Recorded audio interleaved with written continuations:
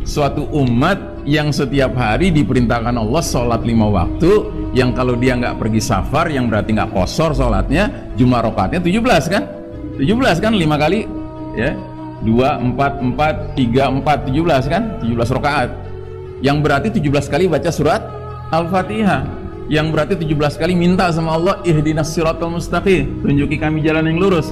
Makanya kita sangat prihatin ya, kok bisa-bisanya umat Islam yang sudah ditanamkan nilai-nilai mendasar tentang pentingnya husnuzon sesama muslim, sangka baik pada sesama muslim, nggak ada ceritanya itu ya. Kita harus kembali pada fondasi keyakinan kita bahwasanya sakit dan sembuh, hidup dan mati di tangan siapa? Di tangan Allah Ta'ala.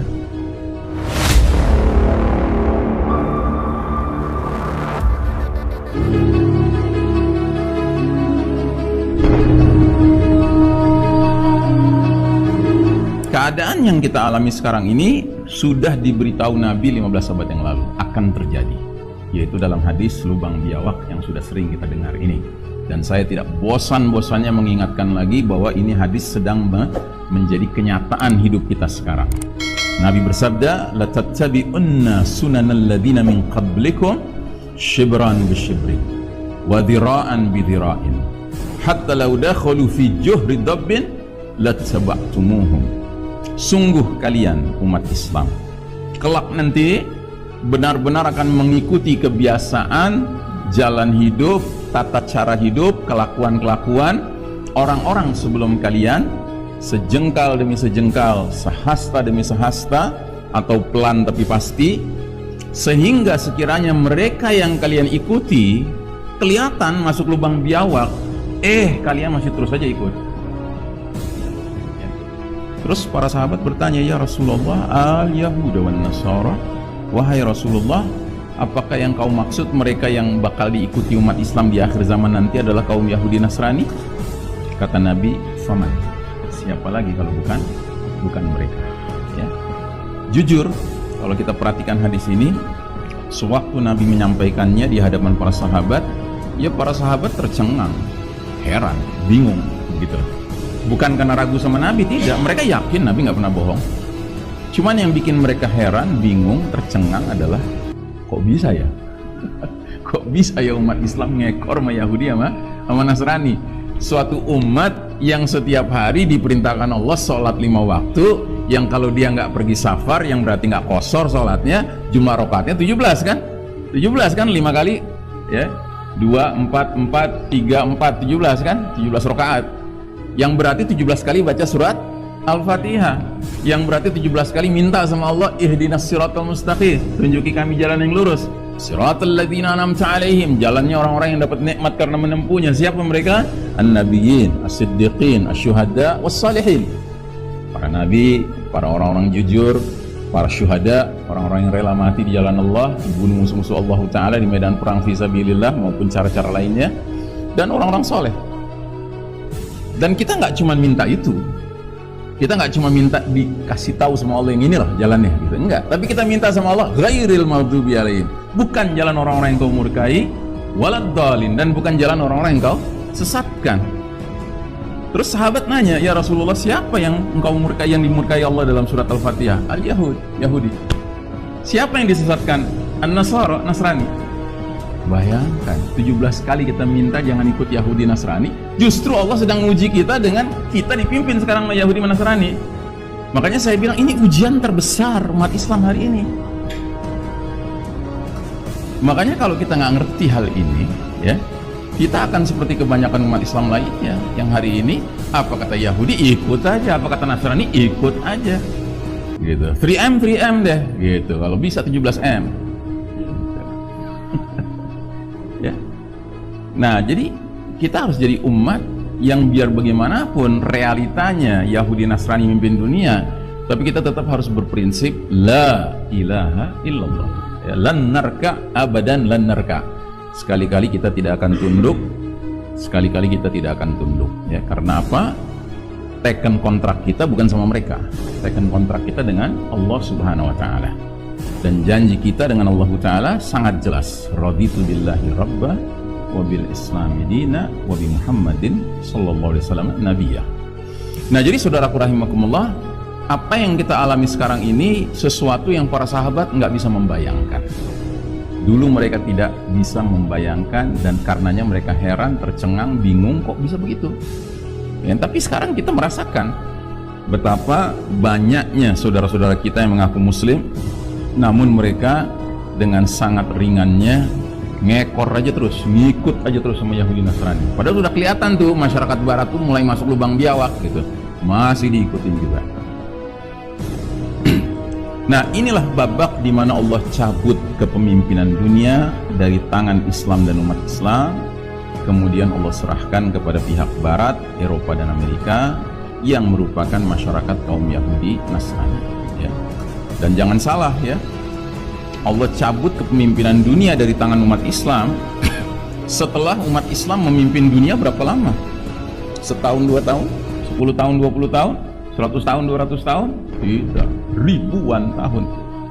Kita ini mimpin umat manusia itu ribuan tahun, Pak. Dari tahun 0 Hijriah ya, pindah dari Mekah ke Madinah. Sejak saat itu kan umat makin menguat tuh sampai tahun 1342 Hijriah ya, bayangkan 13 abad setengah ya, 13,5 abad kita mimpin dunia. Sementara Al-Yahud wan Nasara ini baru memimpin sejak 1342 sampai sekarang 1442 Hijriah, persis 100 tahun kalau pakai hitungan kalender Hijriah sekarang. Kalau pakai hitungan kalender Masehi nantilah 2024 baru masuk 100 tahun. Tapi dalam tempo yang begitu singkat 100 tahun ya, dibandingkan kita mimpin ribuan tahun ya, dalam 100 tahun ini kerusakan yang ditimbulkan sudah dahsyat sekali. Sudah dahsyat sekali. Tipuan-tipuan, rekayasa ya, konspirasi yang mereka jalankan itu sudah banyak sekali.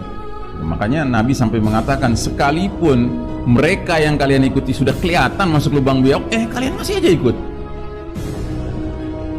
Makanya kita sangat prihatin ya, kok bisa-bisanya umat Islam yang sudah ditanamkan nilai-nilai mendasar tentang pentingnya husnuzon sesama muslim, sangka baik pada sesama muslim, kok sekarang jadi doyan suuzon gitu. Kayak kemarin ini ada yang nelpon saya, Ustaz, saya kemarin di swab, ternyata saya positif COVID. Kayaknya sih Ustaz, beberapa hari yang lalu saya ngumpul arisan keluarga, kayaknya saya kenanya, saya langsung stop, jangan teruskan pembicaraan Anda. Yang namanya tracing, yang namanya tracking, yang namanya menelusuri kita kena dari mana, itu namanya lembaga suuzon. Nggak ada ceritanya orang muslim perlu ngecek-ngecek dia sakitnya dari siapa, nggak ada ceritanya itu ya. Kita harus kembali pada fondasi keyakinan kita bahwasanya sakit dan sembuh, hidup dan mati di tangan siapa? Di tangan Allah Ta'ala. Kita nggak nantangin, kita sadar virus ini ada, kita sadar kita bisa sakit, kita sadar kita bisa ketularan, kita sadar bahkan bisa mati. Tapi yang penting, kalau misalnya pun Allah takdirkan kita harus diuji dengan penyakit ini, ya kan? Ngapain juga ngabisin energi untuk suuzon dengan cara menelusuri gitu ya. Nanti lebih parah lagi apa? Lapor lagi sama puskesmas tuh, gua kena sama dia, tolong diperiksa tuh orang-orang itu. Nauzubillah. Udahlah bisnis mereka yang untung, ya kan? Bisnis jualan tes, ya kan? Nah, ditambah lagi dengan kemudian kita jadi rusak hubungannya sama saudara-saudara kita yang pada dasarnya belum kita tahu apa betul mereka yang nularin, ya kan? Nah, ini kan mengerikan sekali. Ini budaya siapa? Ya budaya Yahudi. Tracing, tracking itu budaya Yahudi, budaya mereka, Pak. Bukan budaya kita. Kalau budaya kita mah ya sudahlah. Orang Nabi kalau mengunjungin sahabat bilangnya apa? La ba'sa tahurun insyaallah. Enggak apa-apa. Ini pembersih dosa insyaallah. Kan begitu. Nah, itu fondasi, Pak. Jadi tolong fondasi-fondasi keimanan kita ini jangan mau digoyang, Pak, oleh sesuatu yang atas nama sains, teknologi gitu, ya kan? Jangan. Dan sekali lagi saya ingatkan ya, kita ngomong begini bukan berarti kita sok-sokan gitu, bukan sok berani, tidak. Kita sadar virus itu ada. Cuman tolong dong, emangnya selama ini yang ada cuman virus COVID. Dan virus kan macam-macam ada. Sekeliling kita nih virus ada. Makanya saya tuh senang belakangan ini pergi ke tukang cukur saya yang orang kampung itu, ya kan? Karena dia ngomong begini, kemarin nih saya baru cukur nih, dia ngomong, Pak Ustadz, saya tuh heran nih, sekarang orang-orang kota yang kebanyakan sekolahnya tinggi-tinggi itu, S1, S2, kok jadi pada goblok ya, bilang gitu. Saya bilang maksudnya gimana Pak Edi gitu kan. Iya, saya nggak ngerti kok mereka tuh apa ya. Kemarin nih ada pelanggan saya datang, dia bilang, Pak Edi buka terus nih toko cukurnya. Lagi iya, emang kenapa? Pak Edi ini rawan loh ketemu aneka orang, katanya gitu. Maksudnya, lah iya kan bisa ketularan gitu. Terus kata Pak Edinya, lah kalau saya berhenti saya tutup, terus anak bini saya siapa yang ngasih makan? Gitu ya kan. Terus Pak Edinya balik nanya, emangnya tuh para dokter tenaga kesehatan nggak pada khawatir ketularan gitu? Terus kata si pelanggan ini, ya itu mah udah nasib katanya. Ya sama, saya juga udah nasib katanya gitu. Jadi dia bingung, nih pelanggannya orang kota gitu kan, pendidikan tinggi gitu, tapi kok goblok gitu loh. Nah dia yang orang kampung gitu kan, mikirnya sederhana aja. Emang dan itu pikiran iman Pak, itu pikiran tauhid Pak, harus begitu kita berpikirnya, ya. Siapa sih yang mau sakit, kan gak ada yang mau sakit gitu. Kayak tadi saya kuliah subuh ada yang nanya, Ustadz, bukankah kalau kita teledor membiarkan kita ketularan itu zolim? Bukankah kalau kita kemudian deket-deket sama orang yang nularin terus kita zolim? Kan?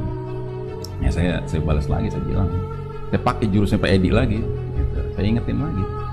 Ternyata belakangan saya baru tahu yang nanya itu profesor Pak, gitu ya kan? Ternyata profesor goblok banyak juga sekarang. Gitu. Nah jadi saudaraku rahimakumullah, kita udah lihat mereka masuk lubang biawak, ngapain juga kita masih ikut aja terus, ya kan? Pakai budaya mereka, pakai bahasa mereka pula gitu, ya kan? Ngapain? Gitu. Kita punya bahasa sendiri. Ya, bahasa kita apa? Bahasa kita Nabi bilang, jangan biarkan ada celah di antara kalian yang sholat karena itu jadi tempatnya setan. Itu bahasa kita Pak, itu bahasa iman. Ya udah yakin aja. Jangan ngundang setan. Ini malah dikasih kehormatan, dikasih tanda di sini setan beradanya gitu.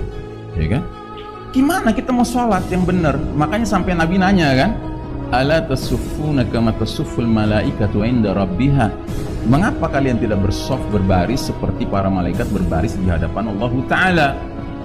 Para sahabat nggak pernah lihat malaikat. Mereka balik nanya, ya Rasulullah, bagaimana para malaikat itu bersaf berbaris di depan Allah?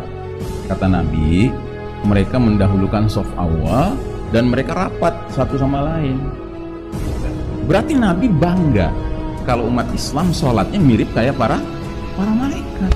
Kalau itu kebanggaan Nabi, mestinya itu jadi kebanggaan kita juga. Dan kalau itu sudah jadi kebanggaan kita harus tersinggung kalau ada pihak yang berusaha ngacak-ngacak gitu, merubah-rubah gitu, ya nggak? Gitu. Itu kan logika iman Pak. Tapi bisa digoyang Pak, hanya dengan ancaman bahwa ini ada virus yang nggak kelihatan, wow, begitu terus, ya kan? Padahal sampai hari ini belum ada tuh klaster masjid, alhamdulillah. Nggak ada klaster masjid, nggak ada. Karena masjid tempat paling bersih di muka bumi. Orang pergi ke Kemang masih boleh pakai sepatu, pakai sendal, ke masjid coba-coba. Nggak boleh kan? Ini tempat paling bersih. Kalaupun ada pengurus masjid, jamaah masjid kena COVID, ya kan? Ya kita berhusnuzon, dikenanya sono, nggak di sini, bukan di masjid. Karena masjid kumpulan orang yang niatnya lillahi ta'ala, mukhlishina lahuddin, beribadah kepada Allah Ta'ala. Dan tidak mungkin Nabi Muhammad SAW menggariskan aturan main beribadah yang ujung-ujungnya menimbulkan bencana. Tidak mungkin.